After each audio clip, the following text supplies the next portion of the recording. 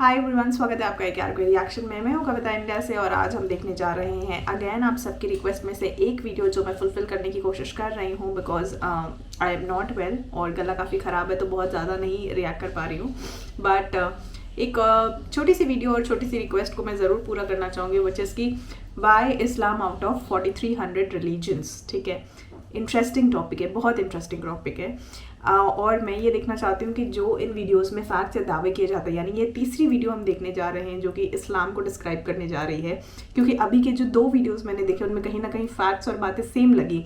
अब इस तीसरी वीडियो से भी हमें एक कॉन्फर्मेशन मिल जाएगा कि क्या इन बातों में फैक्ट्स है या नहीं। और साथ ही आप सबके कमेंट्स भी बहुत हेल्प करते हैं चीज़ें समझने में, सॉर्ट आउट करने में।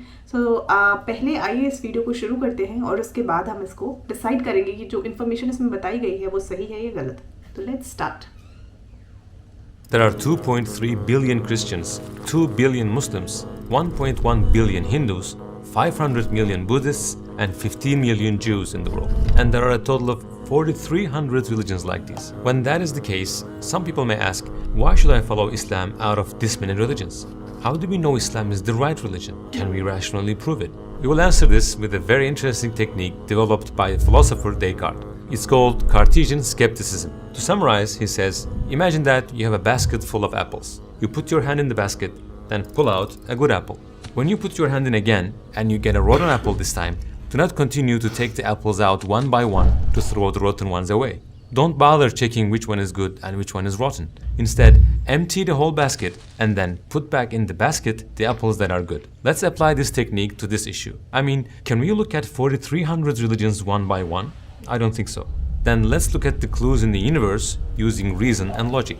Let's determine the conditions that should exist in a true religion through these. Let these clues give us the direct answer to the question, why Islam? Okay. Now, when constructing a building, first you lay the foundation, right? There are stages to go through. For this issue, we need to make stage-by-stage eliminations starting from the foundation. Therefore, our filters will be these. Is there a God? Is there a need for religion? And if there's a need for religion, should there be a holy book and a prophet? First of all, let's look at the foundation of the building. That is, the question of whether there is a God or not. You may be thinking of many different methods of proving this, but today let's make our search for the answer to this question through the universe that we all witness. Now listen carefully to understand the example I'm going to explain. According to physics, if there is work that has been done, then there must be a force in place that is able to do that work. Meaning, whatever I see as the doer of an act must have enough power for that work. For example, if I saw a baby pulling a plane, I would immediately look for another doer of that act, since the baby would never be able to do that work. I would either say there's a mechanical system that moves the plane, etc. Even if my eyes say that it's the baby that is pulling the plane, my mind will step in immediately and say the baby doesn't have enough power to pull the plane. I would start looking for the actual, capable doer behind that baby. And that's what makes sense, right? Just like in this example, when we look at the universe, for example, we see the cow as the doer of the act of producing milk. The cow doesn't know the amino acids in the milk it makes, nor does it know the needs of the people's bodies who will drink it, but it produces exactly the milk that they need. Moreover, it produces it by consuming something that seems the most irrelevant, grass. When we look at the other side, we see the poisonous bee as the doer of the work of making the sweetest honey. The bee doesn't know the minerals in it when producing it, or the bee's body, its cells, do not know the needs of people's bodies who will eat this honey, but it produces honey that can even be a means of healing for them. We turn our heads to another side, and we see the tree as the doer of the work of making juicy, sweet, colorful fruits from a dry, tasteless, dark soil. But the seed of this tree doesn't know the taste I will enjoy. It doesn't know the smell that my nose will like. It doesn't know what my eyes enjoy seeing. It doesn't know the needs of my body. While it was just a simple seed with no taste or smell, hundreds of fruits come out of it with a taste that is suitable for my tongue, with a smell that is suitable for my nose, with a beauty that appeals to my eyes, and with many benefits for my body. Right at this moment, my mind immediately kicks in and tells me that these doers who seem to be doing all of this don't have the necessary skills for these works. I mean, it's very interesting. Some things are giving someone else something that they don't have, but normally that's impossible. Let's think with an example like this. Suppose this cloth in my hand is a curtain and you don't see me. This curtain takes a pen and writes poem here, draws pictures. Everyone would say that this pen is apparently being moved by this cloth. But the logical thing to do is to think that there's a force behind that cloth, behind that apparent cause. Just like in this example, all these works we explained show a creator who controls all of them behind the scenes. If we are able to fully understand these examples, then we can see with the eyes of our minds that there's a creator, someone who knows us, who acts behind the curtains and makes all these things happen according to our needs. Now, if the first filter is clear, religions such as Buddhism, Jainism, and philosophical beliefs like atheism, agnosticism, naturalism, and skepticism are eliminated because there has to be a creator, whatever you may call him.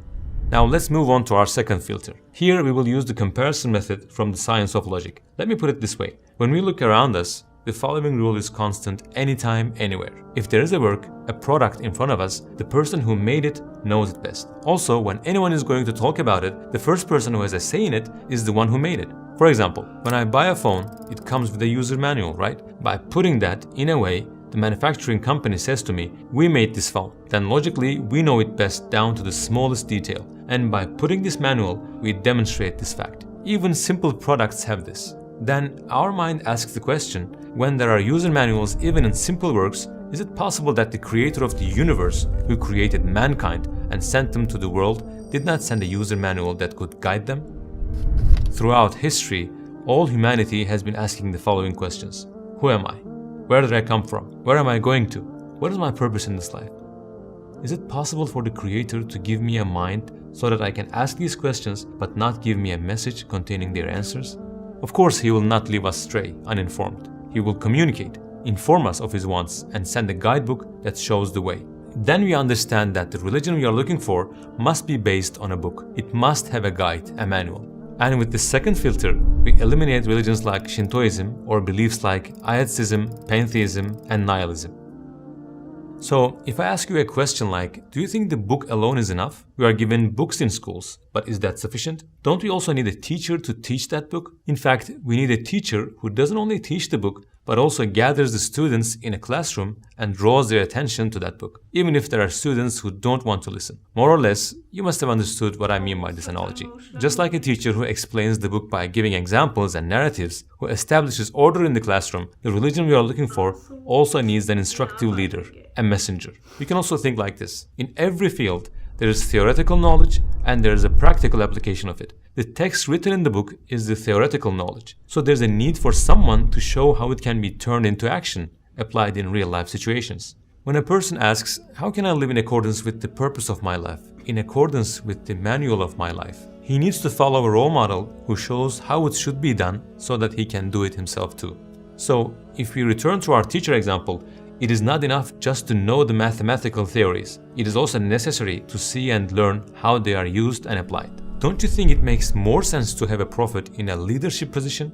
In fact, there are examples of this even in the animal kingdom. For example, when you look at a beehive, you see a colony that lives as a community and serves a common purpose. A queen bee has been appointed as the leader of that society. Or if you visit an ant colony that serves a common purpose, you will see a queen ant as the leader. Is it possible for Allah, who does not leave these groups without a leader, a guide, to leave mankind without such a guide? We are talking about humanity, the most valuable living beings far beyond ants and bees. Allah has created hundreds of flavors for man's tiny tongue. Is it possible for Him to leave humanity wandering aimlessly without a purpose? Is it possible for Him to not guide them by sending a messenger? If we have understood this example thoroughly too, with this third filter, we have eliminated religions such as Hinduism, 𝐄𝐦𝐚𝐢𝐥, the Druze faith, which do not believe in any prophet.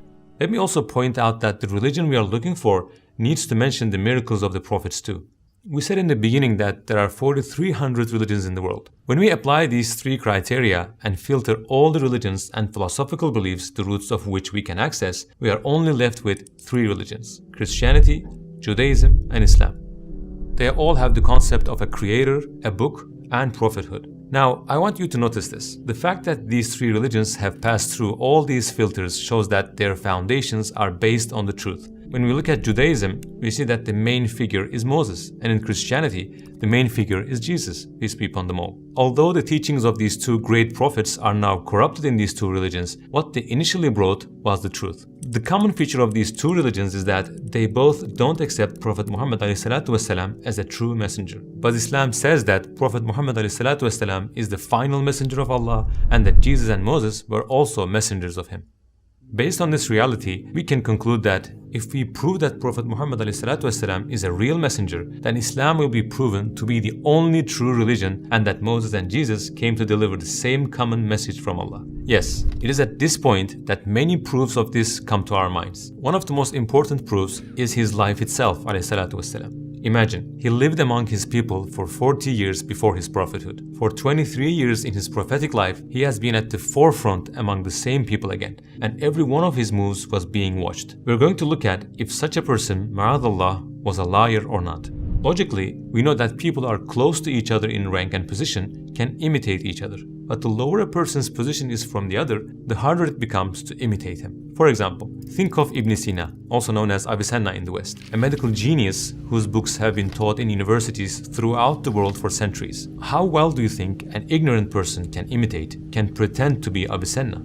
If he goes to a city and says, "I'm Avicenna," how many people will believe him? After a while, people who spend time with him will realize that he's a liar from his attitude and actions, right? A fraud and poor person cannot imitate a sultan. In a short time, everything about him will scream that he is an impostor. Let's say he was able to imitate him, but how long can he continue to deceive people? After a while, his lie will come out one way or another. Shall we take this logical comparison and apply it to Prophet Muhammad ﷺ? The religion he brought says the following about him. He's a person whom Allah has made a prophet from among countless people. The final messenger of Allah Azza wa Jal that has been sent to all humanity. The most superior and the most moral of people. Now, there are two possibilities here. Either that's really the case, or ma'azallah, he's a liar. But we must remember that the person who declares him a liar cannot accept him as an ordinary liar. He must accept him as the biggest liar in history because he lied about being in such a high position. He should accept him as someone who doesn't accept God, doesn't fear that he may punish him, and tells lies in the name of Allah. Let's say he did. Can he keep it up for 23 years? There may be those who think that the Prophet ﷺ was in contact with few people, but this is not the case at all. During his prophetic life, those around him, thousands of people, have observed every aspect of him one by one. We know which hand he eats food with, which foot he puts in first when entering a place, down to the order in which he cuts his nails. I mean, they examined him in such detail that there is no other person in history who has been examined in such depth. Do you think if they had seen any inconsistencies, any flaws in him, they would have stood by him and endured all these difficulties? Of course not. Besides, those who observe him were not only the believers. Those who deny his prophethood observed him as well. He was among them before becoming a messenger, not only after it. He was born and raised among them. He was not an outsider. They knew everything about him. They trusted him so much that before he became a prophet, they gave him the nickname Al-Amin, which means the trustworthy. Everyone agreed that he would never lie and knew how moral he was. They were so sure of this that even those who became enemies to him after his prophethood still entrusted their belongings to him. They couldn't find a flaw in him either before or after prophethood. The only thing they came up with as a flaw is to slander him by calling him a wizard, a magician, nothing more. A person who's going to lie has to get a worldly benefit from it, right? But there was nothing to benefit himself in what he does. On the contrary, there were things that made things very difficult for him. He fasts for days. Sometimes he fasts without suhoor and iftar because of poverty. Aisha radiallahu anha says, sometimes there will be no food being cooked in his house for 2 months. He eats things like dates. He prays, makes salah for hours at night. What is a tahajjud prayer? Isn't it to wake up from sleep in the last third of the night and pray? For Muslims, this prayer is sunnah, optional. But for the Prophet ﷺ, it was fard, mandatory. Why would he push himself so hard at the time of the night when no one sees him? For the sake of a lie? He follows the religion he has brought for 23 years better than anyone, worships more than anyone, is careful about not committing sins more than anyone. Can the world's best liar have even a little bit of these characteristics? Where's the benefit in all of this? Is he doing this for status? For money? For women? These were all offered from the opposing side, and the answer he gave was always the same. If you put the sun in my right hand and the moon in my left hand, I would not abandon this cause. So he says, my struggle is not about any worldly benefit. If you were to give me not only those things, but the whole world, even the moon and the sun, I would not give up. He received death threats all his life. He was repeatedly targeted by failed assassination attempts. None of them succeeded, and he died in his bed. Why would he face all this? For the sake of a lie? Why did he put up with being stoned, being subjected to curses and insults? Many things can be counted as proof of his prophethood, but most fundamentally, his own life, the way he carried himself, is more than enough to prove his prophethood. As we said in the beginning, he was either telling the truth or ma'azallah, he was a liar. If we were asked, is such a person a liar, or is the one who calls this person a liar is the actual liar? Do you think there would be any need to answer this question? When we analyze all these things, we reach the truth we have been looking for all our lives. That is, the creator we are looking for is Allah subhanahu wa ta'ala. The book we are looking for is the Holy Quran, and the prophet we are looking for is Prophet Muhammad alayhi salatu wasalam. Remember what we asked in the beginning. Why Islam? Okay, hi. सो जैसे कि हम सब ने देखा इस video में, इन्होंने बहुत अलग अलग कॉन्सेप्ट से फिजिक्स के मेथडोलॉजी को यूज़ करके, साइंस के टेक्निक्स को यूज़ करके, टर्म्स एंड टर्मिनोलॉजीज को यूज़ करके इन्होंने बहुत अच्छे से ये एक्सप्लेन करने की कोशिश की है कि that why we should only choose Islam for out of the 4300 religions. अलग अलग कॉन्सेप्ट्स के थ्रू हमें एक्सप्लेन करने की कोशिश की है, बट यहाँ पे बहुत ज़्यादा रिलीजन के साथ कंपैरिजन नहीं है। And this video is solely does not mean, या मेरे ये बनाने का मतलब डेफिनेटली ये कहीं ना कहीं था कि I am against this or I am promoting this. It's not the same, it's just for a purpose of request, and we are here to put our thoughts and views. So like I said, इस video में because ये towards eternity क्या है, a possible question can come कि जब हम Hinduism की video देखेंगे या क्रिश्चियनिटी की वीडियोस देखेंगे या किसी और रिलीजन की वीडियो देखेंगे, हर रिलीजन में ऐसे कहीं ना कहीं प्रूफ्स या कॉन्सेप्ट्स होंगे जो उनके रिलीजन को डिफाइन करेंगे और उनके रिलीजन को स्टैब्लिश करेंगे, क्योंकि यहाँ पे कोई कंपैरिजन नहीं है। And more over he has talked about Islam, so here is an uncertainty sort of thing, though I am not really against Islam। मैं बार बार ये चीज़ रिपीट कर रही हूँ, बट जैसे हमने बाकी दो रीजन्स देखे जहाँ पे बहुत वैलिड पॉइंट्स दिए गए थे कि क्यों इस्लाम में पॉपुलेशन ग्रोथ हो रही है, like that point I really liked, और उन्होंने बहुत लॉजिकल फैक्ट्स दिए थे। For here they have term all this concept, but ये कहीं ना कहीं कॉन्सेप्ट बाकी रिलीजन भी अपने धर्म के लिए यूज़ कर रहे हैं, तो that's a matter of question. आपका इस पर क्या कहना है वो मुझे कमेंट करके ज़रूर बताइएगा। उम्मीद करती हूँ ये वीडियो आपको अच्छी लगी, और सजेशंस ऐसे देती रहिए। जैसे जैसे मेरी तबीयत ठीक होती जाएगी मैं जल्दी जल्दी रिएक्ट करते जाऊँगी। So I will see you in the next session. Till then, Jai Hind, bye bye, take care.